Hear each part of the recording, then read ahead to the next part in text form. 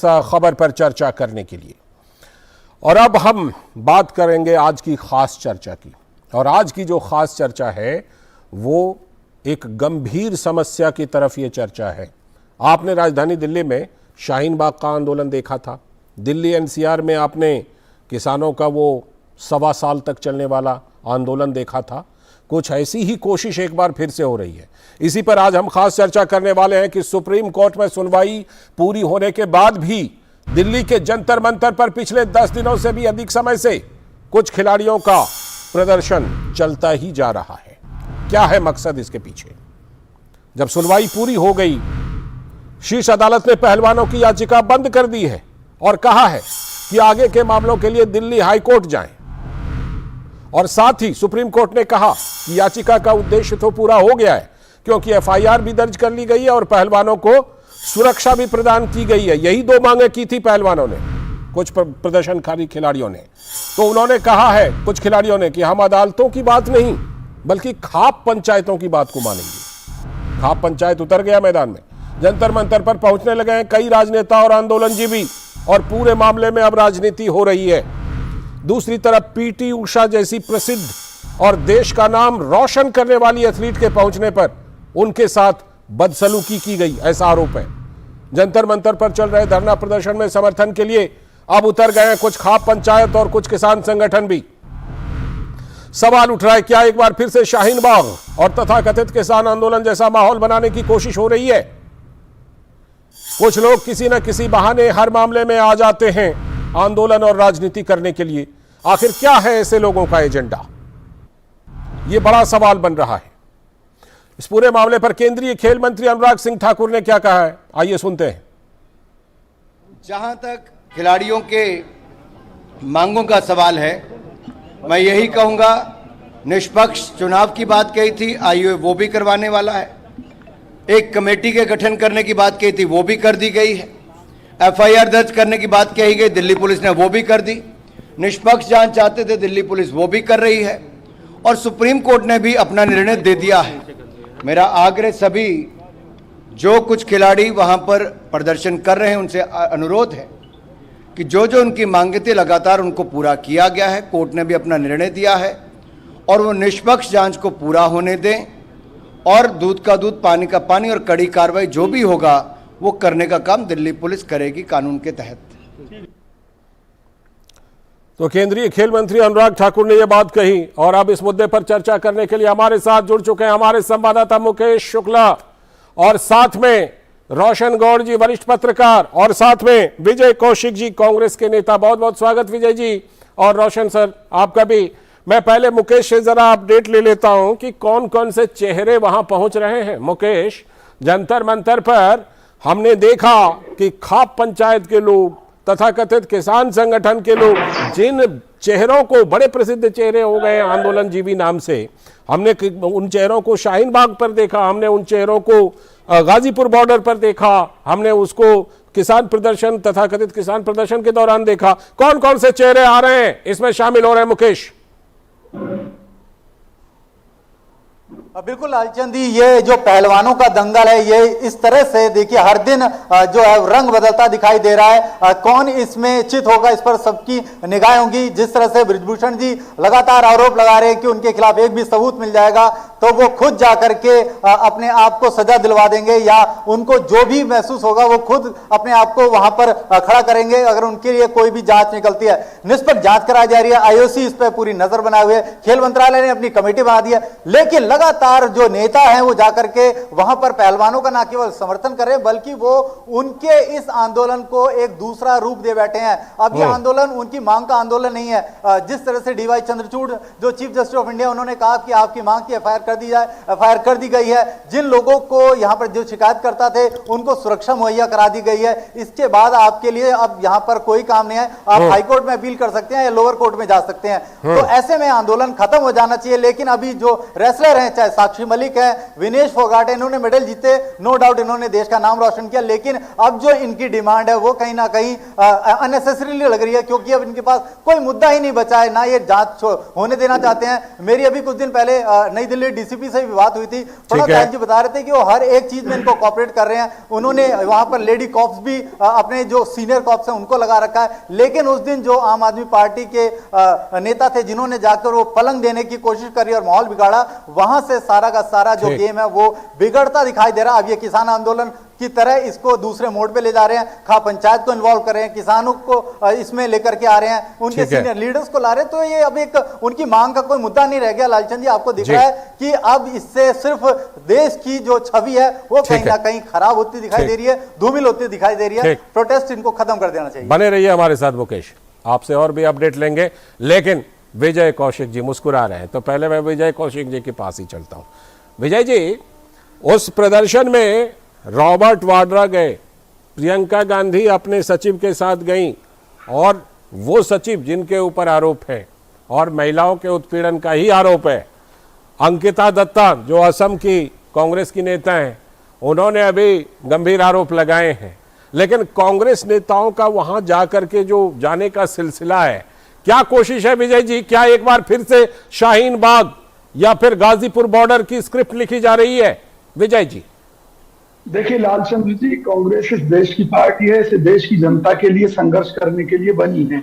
अगर हमारी बहन बेटियां जंतर मंतर पर बैठकर अगर कहती हैं कि उन्हें मदद की जरूरत है और कोई भी राजनीतिक दल उनकी मदद के लिए आ सकता है, तो निश्चित तौर पर कांग्रेस हर कार्य में आगे रहती है, क्योंकि बहन बेटियों का मामला है, उनके लगाए गए आरोप गंभीर हैं। हरियाणा से सबसे पहले चौधरी भूपेंद्र हुड्डा जी, अंकिता दत्ता के आरोप भी गंभीर हैं विजय जी? देखिए, अंकिता दत्ता की जहां तक बात है, वो असम का मामला है, असम में भाजपा की सरकार है और निश्चित तौर पर भाजपा अपनी तरफ से हमारे खिलाफ या हमारे किसी नेता के खिलाफ काम करने में कोई कमी नहीं छोड़ती। अच्छा, तो वहां असम का मुद्दा तो आप पूछे भाजपा से कि भाई अगर हमारे नेताओं ने गलत किया है तो निश्चित तौर पर भाजपा किसी भी कीमत पर हमें नहीं छोड़ेगी, जाहिर सी बात है, क्योंकि वो हमसे राजनीतिक दुश्मनी निकालना चाहती है। हमारे नेता दोषी नहीं होंगे तब भी उन्हें वो फांसी पर लटकाने की कोशिश करेगी, वो एक अलग मुद्दा है, उसमें कांग्रेस का क्या दखल है आप मुझे बताइए।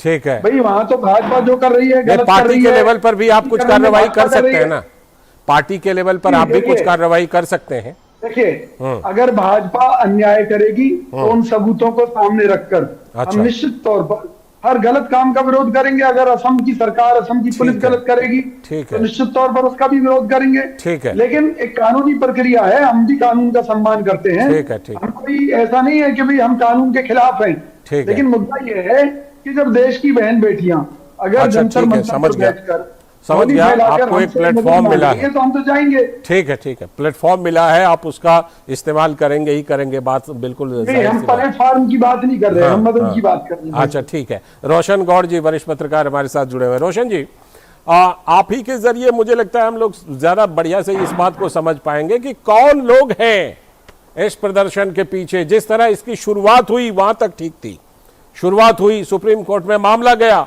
सुप्रीम कोर्ट ने दोनों मांगे पूरी की, मामला बंद किया। अब उसके बाद भी इस प्रदर्शन के पीछे कौन है, कौन लोग हैं, और क्या एक बार फिर से कोशिश हो रही है एक एजेंडा बनाने की आंदोलन जीवियों की तरफ से, जिस तरह से नए नए लोग इसमें शामिल हो रहे हैं और उनको शामिल होने दिया जा रहा है? रोशन जी, मुझे लगता है कि जो आपने अभी बात कही उसमें कुछ दम दिख रहा है, इसलिए कि उनकी पहली मांग थी कि ब्रजभूषण शरण सिंह के खिलाफ एफआईआर लॉज। ठीक, वो हो गया। एफआईआर, अगर पुलिस ने एफआईआर लॉज नहीं की तो सुप्रीम कोर्ट ने एफआईआर की ऑर्डर कर दी। फिर खिलाड़ियों ने कहा कि हमें सुरक्षा चाहिए। वो जो नाबालिग खिलाड़ी है जिसका नाम नहीं है जी, जिनका नाम लेना उचित भी नहीं होता सार्वजनिक तौर पर, उन्होंने कहा कि उनकी सुरक्षा चाहिए, उनको भी सुरक्षा मिल गई। तो कल सुप्रीम कोर्ट ने कहा कि आपकी जो जायज मांगे थी, यानी जो आप मेरे पास एक प्ली लेके आए थे, वो हमने सुन ली है। तो अब जो काम है वो ट्रायल कोर्ट का है। अब सुप्रीम कोर्ट ट्रायल नहीं सुनती है। डे टू डे की जो फंक्शन है कि ब्रजभूषण से पूछताछ हुई कि नहीं, खिलाड़ियों से पूछताछ हुई कि नहीं, 164 के बयान दर्ज हुए, तो ये सुप्रीम कोर्ट का काम नहीं है। ये काम लोअर कोर्ट का, ट्रायल कोर्ट का है। तो अब जो प्रोसेस होगा वो ट्रायल कोर्ट में चलेगा। तो जैसे अभी विजय जी कह रहे थे कि कानूनी प्रक्रिया होती है वो अपना काम करती है, तो ये कानूनी प्रक्रिया अब कानून को अपना काम कर देना चाहिए, क्योंकि FIR लॉज होती है। तो अभी जो इस आंदोलन में आऊंगा विजय जी, आऊंगा। ये जो शुरुआत में अभी कुछ खाप पंचायत के लोग आए, उसके बाद अभी हमने देखा कि उसमें जो हमारे किसान आंदोलन के बड़े नेता हैं वो उसमें दोनों भाई आए, उसमें नरेश टिकैत और राकेश टिकैत दोनों भाई आए। उसके बाद दीपेंद्र हुड्डा भी उसमें आए, उसमें फिर कांग्रेस के बड़े नेता प्रियंका गांधी जी भी आई, और उसके बाद फिर स्वाति मालीवाल 2 दिन एक रात को भी कुछ ड्रामा हुआ। तो वो खैर वो एक मुद्दा है, लेकिन ये जो लोग जुड़ रहे हैं, ठीक है, और खिलाड़ी उनको जोड़ने दे रहे हैं, उससे ऐसा लगता है कि कहीं ये दूसरा शाहीन बाग तो खड़ा नहीं हो रहा है। मैं वही सवाल उठा रहा हूँ, वही सवाल उठा रहा हूँ। अब इसमें आप जब 2-3 बातें समझ लीजिए कि इसमें एक नाम आ रहा है कि जो हरियाणा का कुश्ती संघ है और जो उत्तर प्रदेश का कुश्ती संघ है, यानी हरियाणा वर्सेस उत्तर प्रदेश तो नहीं हो रहा है, ठीक, और इसके पीछे कहीं ना कहीं राजनीति, कहीं इसमें ऐसे लोग तो नहीं है कि जो कुश्ती संघ पर कब्जा करना चाहते हैं, ठीक। तो उसमें मैं आपको बता दूं कि जो ब्रजभूषण शरण सिंह का कार्यकाल है वो खत्म हो गया है, और अभी 7 मई को चुनाव होने थे, लेकिन खेल मंत्रालय ने उसका रोक लगा दी है। तो ब्रजभूषण शरण सिंह चुनाव नहीं लड़ सकते, वो 3 बार लड़ सकते हैं, मैक्सिमम 3 बार हो चुका है, बिल्कुल। तो अभी जो चुनाव लड़ेगा वो अध्यक्ष बन सकता है, लेकिन उस राजनीति ने इतना बड़ा रंग ले लिया है। चलिए, इस राजनीति लोकसभा का चुनाव मैं लौटता हूँ आपके पास, कुश्ती संघ का चुनाव ऐसा हो गया है। मैं लौटता हूँ आपके पास, आपने जो राजनीति वाली बात उठाई उस पर विजय जी का जवाब बनता है। विजय जी, ये कहा जा रहा है, आरोप भी लगाया जा रहा है कि हुड्डा परिवार और खास तौर पर दीपेंद्र हुड्डा का नाम लिया जा रहा है कि वो भारतीय कुश्ती संघ पर अपना अध्यक्ष बनना चाहते हैं, और इसलिए ये पूरा का पूरा मामला कहीं ना कहीं इंजीनियर्ड है। ये आरोप है, आप मुस्कुराइए और जवाब दीजिए। बिल्कुल, देखिए, अध्यक्ष बनना नहीं चाहते, भाजपा के मुताबिक तो दीपेंद्र हुड्डा कुश्ती संघ पर कब्जा करना चाहते हैं। तो क्या इस देश में लोकतंत्र है क्या, जो भाजपा इस तरह की बात कर रही है? भाजपा की सरकार होते हुए अगर दीपेंद्र हुड्डा कुश्ती संघ पर कब्जा करना चाहते हैं तो ये तो गुंडागर्दी हुई। जबकि हमारे नेता, हमारी पार्टी तो गांधीवादी रास्ते पर चलने में विश्वास रखती है। निश्चित तौर पर मैं आपको एक गारंटी दे सकता हूं चौधरी भूपेंद्र सिंह हुड्डा जी की तरफ से और दीपेंद्र हुड्डा जी की तरफ से कि हम कोई भी संविधान विरोधी कार्य ना तो करते हैं और ना ही किसी दूसरे को करने देते हैं। ये जो मामला है ये राज्य की बहन बेटियों से संबंधित मामला है, इसलिए दीपेंद्र हुड्डा जी को और भूपेंद्र हुड्डा जी को आगे आना पड़ा उनकी लड़ाई के लिए। कारण है इसके पीछे भी कि जब कई महीने पहले यही बहन बेटियां हमारी बैठी थी जंतर मंतर पर, तो सरकार ने इनसे कहा था कि भी आपकी मांगे पूरी की जाएंगी, लेकिन ना कोई मुकदमा दर्ज किया गया, ना जांच कमेटी की रिपोर्ट सार्वजनिक की गई, ना ही महिलाओं को कोई न्याय मिला, खिलाड़ियों को।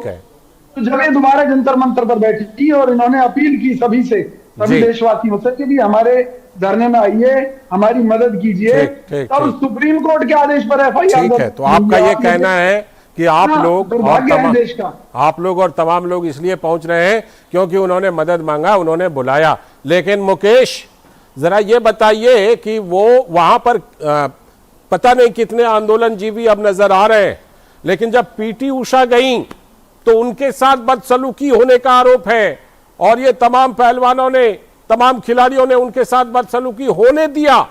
PT उषा से भी बड़ा कोई नाम, निश्चित रूप से बहुत सारे प्रसिद्ध खिलाड़ी हैं और वो मेडल लेकर आए, लेकिन PT उषा प्रसिद्ध खिलाड़ी, महिला एथलीट, उनके साथ इस तरह की वहां पर चीजों को होने दिया गया, तो इस प्रदर्शन पर सवाल तो उठेंगे ही कि आखिर इसके पीछे मकसद क्या है। मुकेश जी, जिस आंदोलन में सोमनाथ भारती जैसे नेता जाएंगे आम आदमी पार्टी की तरफ से, स्वयं मुख्यमंत्री जी भी पहुंचे हुए थे, अभी टिकैत साहब भी वहां पहुंचे हुए थे, जिन्होंने किसान आंदोलन को ऐसा प्रोपेगेंडा फैला करके इस लेवल पर लेकर के गए। ऐसे में ये जो आंदोलन करने बैठे थे, जो इनकी मांगे थी, ये कहीं ना कहीं अब गुम होती दिखाई दे रही है, क्योंकि इनके पास कुछ बचा ही नहीं है। PT उषा निश्चित तौर पर उड़नपरी कहा जाता था उनको, जब वो 81 में खेलती थी, 80s में, जो वो एथलीट थी, मशहूर एथलीट थी। उन्होंने खुद कहा पहले स्टेटमेंट में, जिसको गलत तरीके से लिया गया, उन्होंने कहा कि इससे जी लगता है मुकेश से फिलहाल कोई बाधा आ रही है हमें संपर्क करने में। रोशन सर के पास चलते हैं। रोशन सर, ये बताइए कि ये इसी धरना प्रदर्शन के दौरान ये नारे सुनने को मिलते हैं, मोदी तेरी कब्र खुदेगी, और पता नहीं कौन कौन से लोग पहुंच रहे हैं, नामों का जिक्र कर रहे थे मुकेश, और पीटी उषा के साथ इस तरह की बदसलूकी? आंदोलन पर यह सवाल तो उठेंगे कि आंदोलन के पीछे कौन है? रोशन सर, देखिए, जब मैं वहां खुद उस दिन था जिस दिन इन्होंने कहा कि मोदी मेरी कब्र देगी, और उन्होंने एक बात और कही कि बीजेपी का जो फुल फॉर्म है वो भी उन्होंने अलग अलग नामों से बताए बड़े। तो वहां पे क्योंकि हम लोग बहुत सारे पत्रकार भी थे वहां पे, तो हम लोगों ने उनको कहा कि भाई आप अपने आंदोलन की जो दिशा है उसको बदल रहे हैं। आपका जो नाराजगी वो प्रधानमंत्री से या बीजेपी से नहीं है, आपका एक मुद्दा है कि एक अध्यक्ष ने मिसबिहेव किया है, तो उस अध्यक्ष के खिलाफ एफआईआर की आपकी मांग की वो पूरी हो गई है। ठीक। आप उस पर ही अपने आप को कॉन्सेंट्रेट करिए, जैसा कि पहले चल रहा था। जैसे चल रहा था। अगर आपने बीजेपी के खिलाफ या प्रधानमंत्री के खिलाफ अगर आपने आरोपबाजी की तो ये आंदोलन आपका भटक जाएगा, फिर बीजेपी और जो दूसरी पार्टियां हैं वो वर्सेस अदर्स हो जाएगा। हाँ, तो इस बात को कुछ जो खिलाड़ी थे इस बात को मानते थे। बाद में आपने देखा होगा कि बजरंग पुनिया का एक वीडियो मैसेज भी आया और उन्होंने कहा कि हम इस अपने आंदोलन को राजनीतिक रूप नहीं देना चाहते, राजनीति न करें। ये यहां तक स्टैंड अच्छा था, यहां तक तो स्टैंड ठीक था, लेकिन अब जो हो रहा है, हाँ, अब जिस तरह से वहां पे आम आदमी पार्टी, कांग्रेस और जो बाकी जो किसान आंदोलन और खाप पंचायत के लोग हैं, ऐसा लगता है ठीक कि वो कहीं सत्ता विरोधी हो गए हैं, बिल्कुल भाजपा के विरोधी बिल्कुल हो गए हैं। तो ये ऐसा लगता है कि जैसे आपने कहा कि शाहीन बाग और तकनीक किसान आंदोलन जैसे तो नहीं हो गए हैं। मुकेश शुक्ला हमारे साथ जुड़ गए फिर से।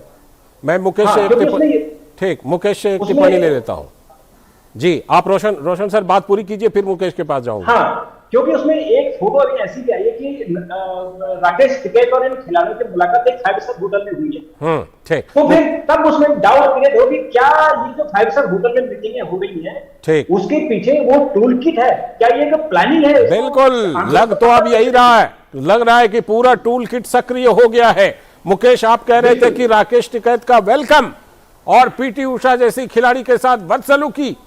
आप अपनी बात पूरी कीजिए मुकेश।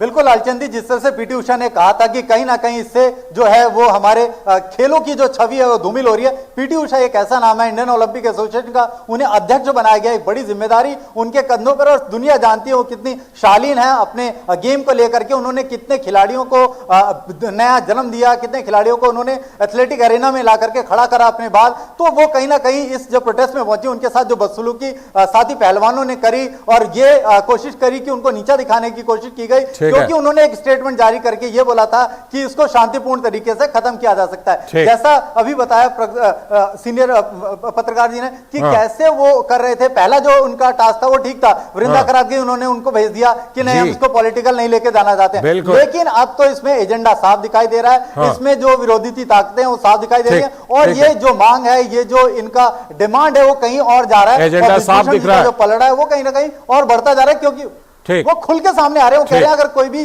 सबूत मिलता है, साक्ष्य मिलता है, क्योंकि वो 6 बार सांसद बने, पिछले 12 साल से वो अध्यक्ष हैं इस फेडरेशन के, और इन लोगों ने अपने इंटरव्यूज में उनके बारे में बताया कि जब से बृजभूषण शरण ने कमान संभाली है, कुश्ती का स्वरूप, कुश्ती का जो पूरा का पूरा एरिना है वो कितना बिल्कुल बदला है, वो पूरी देश दुनिया ने देखा है। विजय जी, चलते चलते आपसे एक बात जानना चाहूंगा। शाहीन बाग राजधानी दिल्ली के एक तरफ में था, गाजीपुर बॉर्डर, सिंधु बॉर्डर वो दूसरी तरफ में थे। अब क्या दिल्ली वालों को अगले कुछ दिनों में इस तरह की परेशानी देखने को मिल सकती है कि जंतर मंतर के आसपास उस तरह का माहौल बनाया जा रहा है? विजय जी, देखिए, पहले जितने भी आंदोलन हुए हैं, प्रदर्शन हुए हैं, वो भाजपा सरकार की गलतियों के कारण हुए हैं।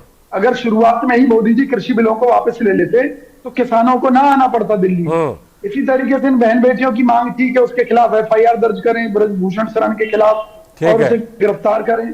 अगर सरकार ने ये बात मान ली होती, चौधरी भूपेंद्र सिंह हुड्डा जी ने भी ये बात उठाई थी कि जिस तरह से महिलाएं पहलवान जो है इस मुद्दे पर, तो सुप्रीम कोर्ट ने मान तो ली, सुप्रीम कोर्ट ने दोनों मांगे पूरी कर दी, अब तो खत्म हो जाना चाहिए। विजय जी, सुप्रीम कोर्ट ने गिरफ्तारी की मांग पूरी नहीं की है। सुप्रीम कोर्ट ने ये कहा है गिरफ्तारी को लेकर हाई कोर्ट में जाना चाहिए इन महिला पहलवानों को। तो निश्चित तौर पर हाई कोर्ट के दरवाजे खुले हुए हैं, रास्ता दिखा दिया है। सुप्रीम कोर्ट में तो 2 मांग रखी थी, दोनों मांगे पूरी हो गई, अब हाईकोर्ट के दरवाजे खुले हुए हैं। देश को बचाने की लड़ाई लड़ रहे हैं, हम नहीं चाहते जनता को कोई असुविधा हो। चलिए, लेकिन ठीक अगर है, बहन बेटियों की इज्जत आप चाहते नहीं है जनता को असुविधा हो, लेकिन असुविधा होती है ऐसी चीजों से। बहुत बहुत शुक्रिया विजय जी जुड़ने के लिए, इस खबर पर और चर्चा करने के लिए। रोशन सर आपका भी और मुकेश आपका भी जुड़ने के लिए, और साथ ही इस खबर पर चर्चा करने के लिए तो सवाल तो ये उठ रहे हैं कि क्या दिल्ली और इसके आसपास ये तीसरा माहौल खराब करने की और आंदोलन बनाने की कोशिश हो रही है टूल किट गैंग के द्वारा। इन सवालों का जवाब हम आगे भी तलाशते रहेंगे। फिलहाल वक्त है एक ब्रेक का। ब्रेक के बाद लौटेंगे तो करेंगे कुछ और एजेंडों पर बात।